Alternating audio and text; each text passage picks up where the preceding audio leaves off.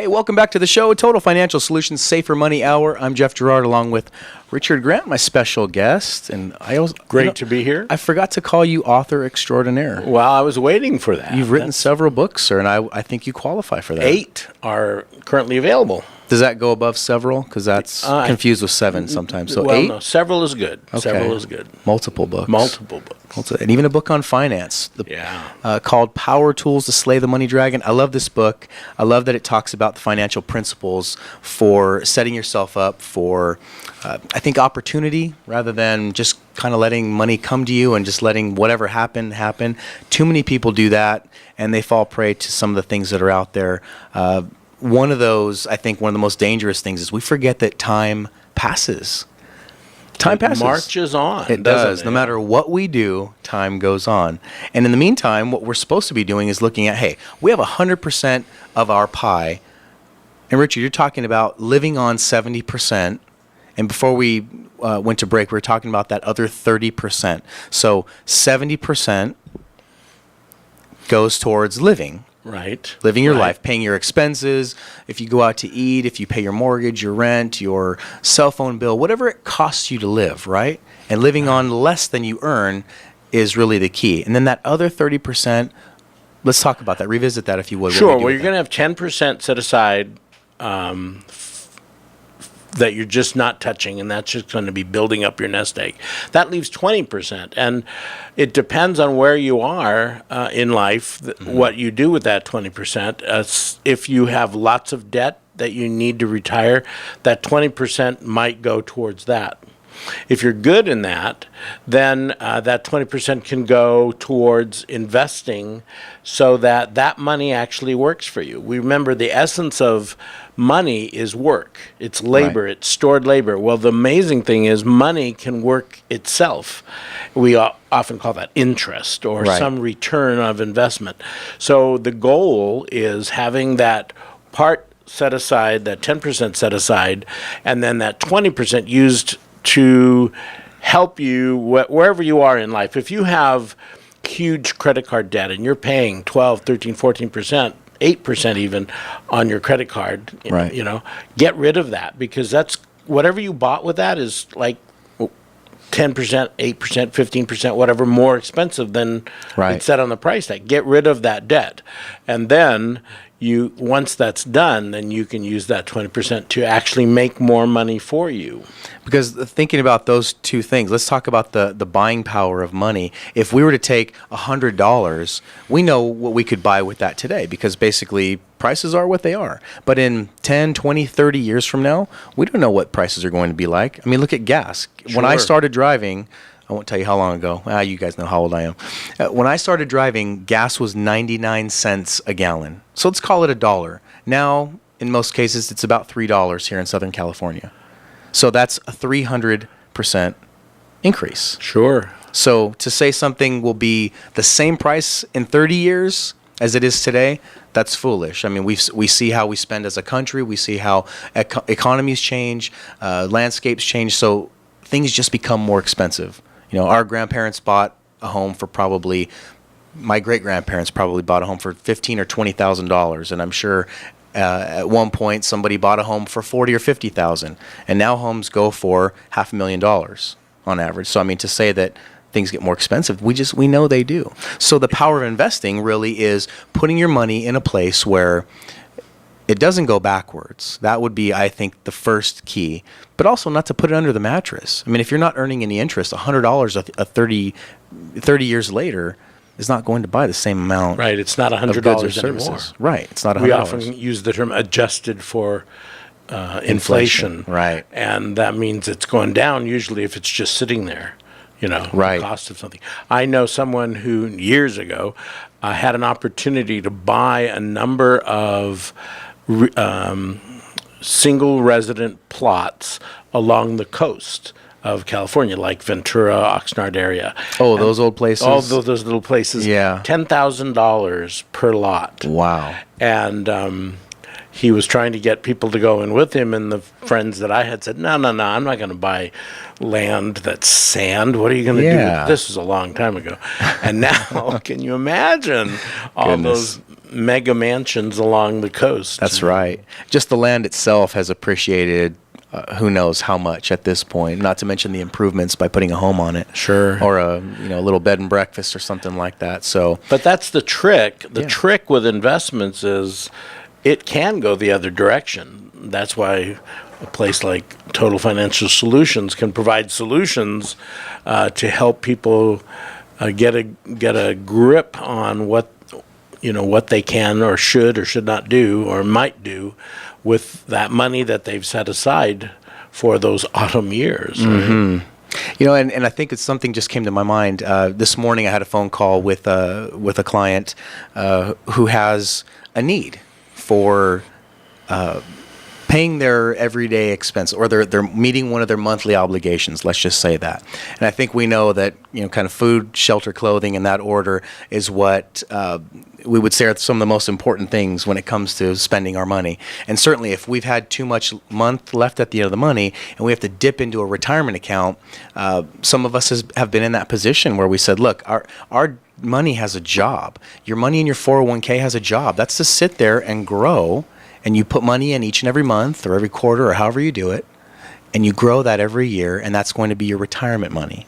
So to dip into that, it's kind of a sad thing. And sadly, once in a while, that happens to some of our clients, and they need some guidance there. So we're talking about some of the different ways to strategize and help meet their need. But and I like to remind people that your money is your money. It's not ours. You worked for that money. Period. You traded your time for that money, you earned it, and you chose to go without it and save it in that retirement vehicle. But I was very curious to know, because my heart is to fix things, not just to say, oh, here are the forms, go take your money and, hey, have a great day. So mine is to say, what, if you don't mind me asking, what's this for?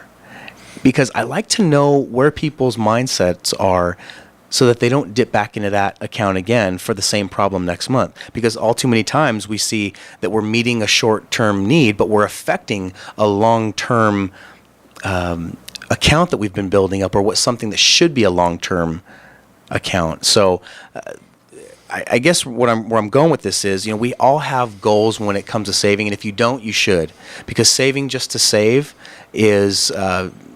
it's nice, we're talking about the 30%, but I want you to have goals. When you take that 10% and you put in that nest egg, put some in your retirement account. Fantastic. But put some away for emergencies too. Because when you dip into a retirement account, by definition, it's for retirement. So if you take it out of a retirement account and you're not retired, guess what? You're probably going to pay a penalty. And if you got a tax break putting the money in, you're going to pay taxes on the way out. And so now, if you want $1,000, you might only net $700.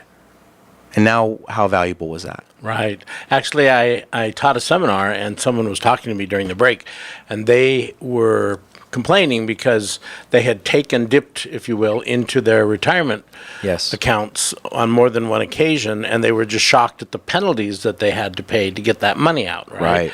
So if they were buying, I don't know, a $35,000 car, and that they took out a whole lot more than $35,000. Well, to get the $35,000, Sure. And then I just tried to explain to them that car now is worth whatever they ended up totally paying for it, not just the sticker price. Very interesting. But the banking price. That's right. And they never looked at it that way.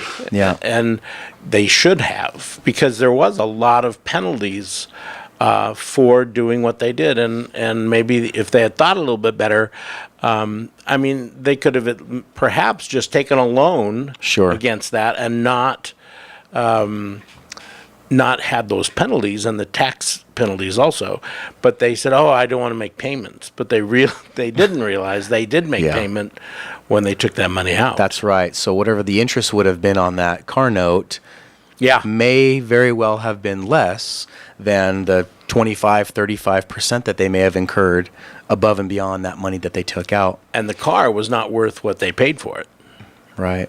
And then it went down in value. And then it went down as soon as they drove it off the lot. My goodness. Yeah, and what a decision to make. And I think what will happen is now those folks and others, I'm sure too, will say, do you know how many penalties I paid? And look at the amount of tax I had to pay getting my own money.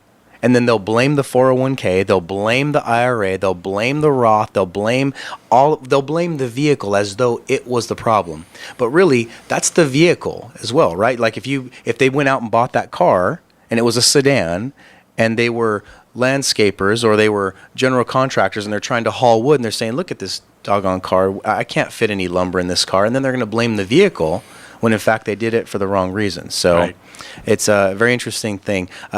Richard, the emergency account, I think is, I'm not remembering how much of that you touched on in your book, but having that money for the investment side, for the opportunities, for debt repayment, but we also need some for the rainy days, don't we? Right. I call that a deferred account. You have a deferred savings account, which I just bought a set of tires and they're good for 5 years, whatever. In 5 years, I'm going to have to buy another set of tires. That's right. For my car. So you have this account in which you put money knowing you're going to take it out. That's different than the 10% that you set aside for retirement. There you go. It's part actually of your living expenses. But you know that part of my living expenses doesn't occur every month. You have something like a refrigerator, right? That goes out once every 10 years or 20 years or whatever, however lucky that's you a are. darn good fridge. So you have that deferred savings as another part of the strategy. Right. But you have to start by saying, okay, I'm going to live on less than I earn, or the month will bite me. That's a very difficult discipline to build into people. Sure. And then here's the other It's side un-American, of it. right? when you spend from that emergency account or that account, the deferred account you're talking about, now having the discipline to go and pay it back because as you said, in 5 years I need tires, or in my case, a year and a half, a refrigerator in 5 years, whatever have you. So those types of things are really important to build in. I think your book does a great job of helping people get their mind wrapped around that because it's essential to know that living on 100% just isn't going to do it. Richard, you wanted to also talk about, I think this is, Justin, how much time do we have before the break here? About 10? Okay, great. So I think it's time we can start talking about some of the other legs of the stool. We've talked about 401k savings. We've talked a little bit about pensions, having some other savings that you put aside on your own that are not in 401ks, that are not in Social Security, or not in pensions. But Social Security is one of the entitlements that it's a hot topic, right? There's a lot of things that are going on in that world. We're seeing that, go ahead and tell me some of the things you wanted to share today. Well, Social Security, in some people's mind, that is their retirement plan.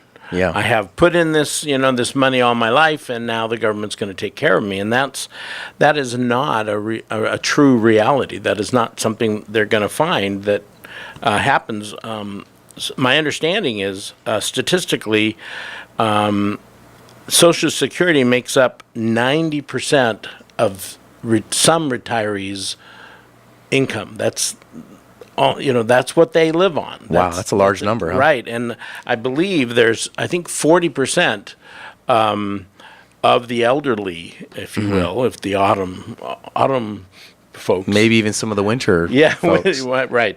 Are counting, if you will, just on Social Security. I think there's 40 million people receiving Social Security. I might be wrong on that, but I think there's 40 million people. That is a large number. And if you don't have multiple streams, that's your only stream of income, when things disrupt that stream, or you have something happen and you need more than that check that's coming in every month, right? What are you going to do? That's a hard reality for people. Now, some people don't realize how, in one sense, easy it is to get Social Security. I think you work for 10 years, and you will get points for that work, and those points basically are then are used to calculate how much money you actually get.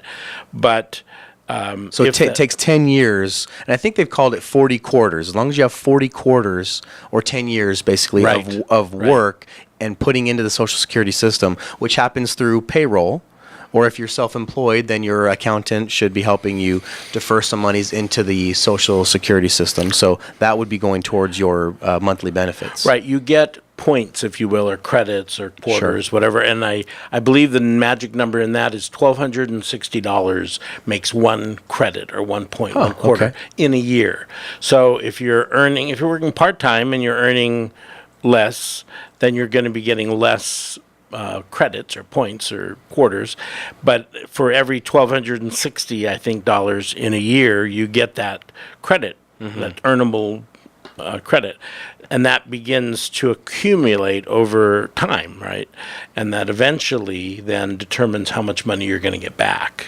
And the interesting part here, I think, about all this is when we're looking at what the average monthly benefit is. The average American is making what, around $1,200-$1,300, I think, is the average monthly payment people are receiving. Social Security? That they're actually taking out of the system. And if the maximum is under $2,700, what is it, 26? $2,639 is the maximum right now. That someone can take out. Now, some people are using that $2,600. That's making up most of their income, and that's kind of a sad life in some respects. Now, look, you can live on that money in another country, perhaps. There's a lot of places in the world. A lot of people are saying, I can't really live in America, but I can go to XYZ, and it's cheaper to live there. But they want to force the square peg in the round hole. I mean, I've met with people that, they live on, I can think of one right now, $1,158, and she built her life around that. She has a little bit of savings, and kind of just fits in the box of statistics. You say the average 50-year-old has less than $50,000, and someone living on Social Security at about the average payment, she's kind of just in that box, and her life is built around that, and it's. There's not a whole lot of wiggle room. If you make a mistake, if you have a medical expense, if your car breaks down, those are all things that are going to deplete your wealth. So starting earlier with your savings, there are all kinds of calculators out there that you can go online and see, look, if I put away $50 a month versus $100 a month, if I put away $125 a month versus $100, or hey, I'm going to start saving in 5 years. You're going to have to maybe double that amount just to get the same number over time because of compounding, because of interest, because of all those things. So look, starting earlier, that's the way to do it. Social Security is a piece of the puzzle, and it was never meant to be as prominent in retirement, in your retirement life as it is today. Yeah, that's what we live on. It was a safety net. It really was. Right, and I think that has changed in people's thinking, and maybe that's changing back. However, if you find yourself at the end of your earning cycle and you've counted on this, and then you realize, not to be too philosophical, but your presupposition about Social Security was wrong, you don't have a lot of time to change that. Well, to go from a system that was built to help us from being poor to now saying we need to raise it, and now we're trying to get rich off of it. That's never going to. That you're going from one side of the spectrum to the other. You're trying to make it do something that it's not designed to do. And some people think, well, I'll just hold off. I'll just hold off and work longer, and I'll wait till I'm 70, because there's a window of opportunity. You can get the Social Security, I think, beginning at 62, and hold off all the way till 70. So I think, that's right. Yeah. Interestingly, the amount of money in that period of time is basically the same. If you start early, then the check you get will be smaller, but you'll get those checks for longer.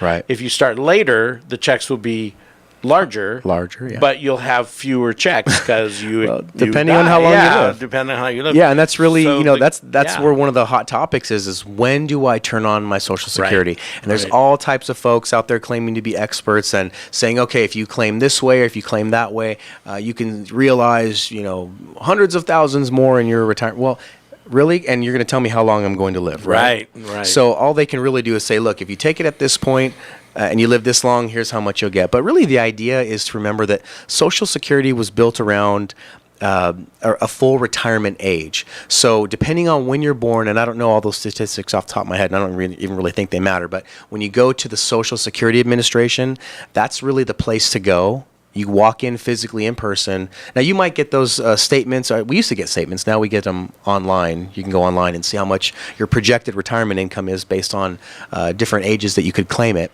But if you go to the Social Security Administration, we have some local offices around here. Walk in and ask them, what is it going to be if I continue this glide path of earnings? What would it look like? And they may guide you to the website or whatnot, but there should be a way to give you a rough estimate about what it would be if you were to claim it at your full retirement age versus taking it early. And let's just say age 66 is your full retirement age, or you sometimes will see it as FRA. That's the point at which it's really optimum for you to take it. Now, if you take it a year earlier, or 2 years, or 3 years, or up to 4 years earlier at age 62, sure, you'll get the money sooner, but we've seen as high as a 25% reduction in benefit rather than waiting to your full retirement age. So yes, you'll get it sooner, but who wants to take a quarter of that paycheck away? Right, and that you make your paycheck smaller by making the duration longer. Right. You start Right. earlier, that means you have more checks. Kind of like the pension system Sure. with companies. If they're going to just pay you, they can give you a higher number because they know that their obligation's done when you pass away. So, Right. but those are all important things I think you want to remember. And you also touched on taking it later. If you delay your Social Security beyond your full retirement age, you actually get credits. If you're working, right? Yeah, well, if you just delay the payments and you don't claim it, so if you're working, you're still paying into it, but you can still delay it, and you right. still see, I think someone said somewhere around an 8% per year. Yes, that's exactly. But you don't get any credits delaying it past age 70. It So just most people earns the 8%. There you if go. will. So most people Right. will just say, you know what, I'm going to take it at age 70, whether I need it or not. Right. So And that will increase. I believe the number is 24%. That's the maximum of the difference. There you go. There's a differential, right? yeah, and if you between look at it, if you take it 4 years early, it's Right. a quarter, reduced, or it's increased by that much on the other side of your full retirement age. So, and I think really the thing is, I don't ever really like to relegate it to do what feels right at the time, but you might say right now, oh, I plan on waiting till I'm age 70. Well, you may need the money at 62. I know someone that was in the motion picture industry, actually one of our clients, who said, I don't want to take Social Security until I'm 70. I want the maximum benefit because I plan on living till I'm 150. Right. Wonderful. That's wonderful. Good luck. Good luck with that. But in fact, contracts change, employment change, and he had to take the benefit at age 62. And I'll tell you what, it actually made a difference for him. Although it was at a reduced benefit, made a difference between dipping into retirement accounts or having to find a third job. So we're going to take a quick break, and we're going to come back and sum all this up, talking about your retirement life, you financially speaking. What are some of the ways and the things that you can do to help yourself win when it comes to setting yourself up financially? I also want to encourage you to go to download the KHTS app. Be sure to download that free app on your iPhones and your Android devices, and you can listen to KHTS wherever you are. You can also access KHTS news, social media, and much more. And the easiest way to do that is to go to your Google Play or the App Store and search KHTS. This is the Safer Money Hour. I'm Jeff Girard along with Richard Grant, and we'll return in just a moment after these words. Hey, we're back. Welcome to the show, Total Financial Solutions, Safer Money Hour. Jeff Girard here, standing in for Mr. Arif Halaby, who has the day off, along with our special guest, who's doing a wonderful job, Mr. Richard Lewis Grant. I have a test for you. Oh. Pop quiz. I don't know if we have time for that on Oh, this yeah? show. Well, just one. Okay, one. So, Social Security, a lot of people say, oh, there's problems, it's going to run out of money, Right. Everybody's worried about that. Actually, did you know that Social Security has been in the black, if you will? There's been a surplus every year since 1984. It's been good. The problem is when they look ahead and baby boomers and how much they're going to spend and all that kind of stuff, then they look and I think say, it depends on which report you're reading. well, but probably. But then they're like, oh, 2035 or 2037, we're going Right. to have trouble, right? Right. So they're looking at fixes. So I have a question for you. All right.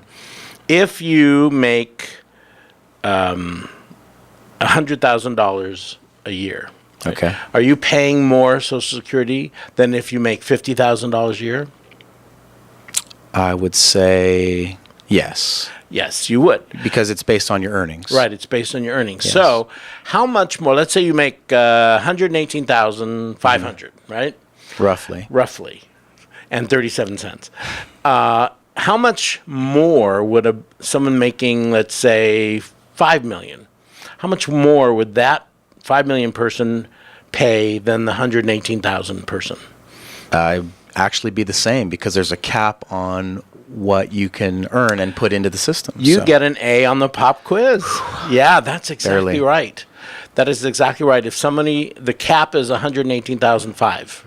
So someone making more than 118,000 is not paying more than the person who is. So if you have people that make $10,000 or $10 million a year, Right. they're not paying any more of the Social Security. And that's one of the fixes that is being kicked around, that's saying not raise the retirement age. So now you can't get your money until you're 69 or 70, whatever. And But quit it's- stripping the equity out of it, like we did back whenever we did in the 90s right. to pay other debts. But instead, raise the cap so that it's higher, and the people who make more will continue to pay. Right, because the people that have already paid in and are expecting these entitlements to come back to them in 5 or 10 or even 15 or 20 years, that's going to look, I mean, there has to be a crossover at some point, because the people that are going to get it in 5 years, it may look as, and I hesitate to use the word attractive, as it is now, because it's not you're not going to get rich off it, remember, but they may see a better number now than they do in the future, Right. or if someone taking it 10 or 15 years from now, because they have to do something at some point. Now, that's a great suggestion, and we should probably have you write a letter to the powers that be. You can just elect me president. I could do that. If I had the power, I could do that. And that's there's so many different ideas on how to fix Social Security, but I think really the deal is here, guys. We can't fix it just by willing it, and getting mad and stomping our feet isn't going to change much either. So I think treat it as it is. If you have a sedan, we're not going to try to use it, in my example earlier, to haul lumber around. It's just not what it's designed for. Social Security should be one of those legs. Remember, we talked about Social Security being a part of your income. Save in a company retirement plan. Go get the match. If your company is incentivizing you to put money in by giving you free money, I think you want to take advantage of that. Chances are they're not giving you a pay raise every year, because they're giving you some incentive on the other side, either through health benefits or 401k. So Social Security is what it is. It's going to happen just by definition. You working 401k, 457, 403b, anything you have through your employer, put the money in. If your company has a match, get all of the match that you possibly can. If you have a pension, if you're fortunate enough to still have one of those, I think it's about 20%, maybe it's 19% of the employers out there actually still have a pension, and most of which are government pensions, so very few private sector. But if you're in that space and you have a pension, that can be another piece as well. And then don't forget, living on 70%, not only are you saving for retirement, but you're also saving for opportunities for investments. You have other savings. That can be one of the other legs of your four-legged stool, hopefully, and building a sound and solid retirement for your future. Richard Lewis Grant, I want to thank you again for joining us today. Tell us one more time about your book, Power Tools to Slay the Money Dragon. Where can people find that? The easiest thing would be Amazon.com. I think Amazon carries all of my books, and Excellent. That would be the easiest thing to do.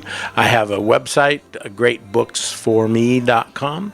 That would be the number 4, greatbooks4me.com. It also has your blogs, It which are has very my interesting. blogs and a lot of other information. I hope you join us again, Richard. Thanks for being here today. Appreciate it. Thank you. All right. Thanks for listening, guys. Join us every week at this time on your hometown station. Don't forget, this is the Total Financial Solutions Safer Money Hour on your hometown station. This is AM 1220 KHTS.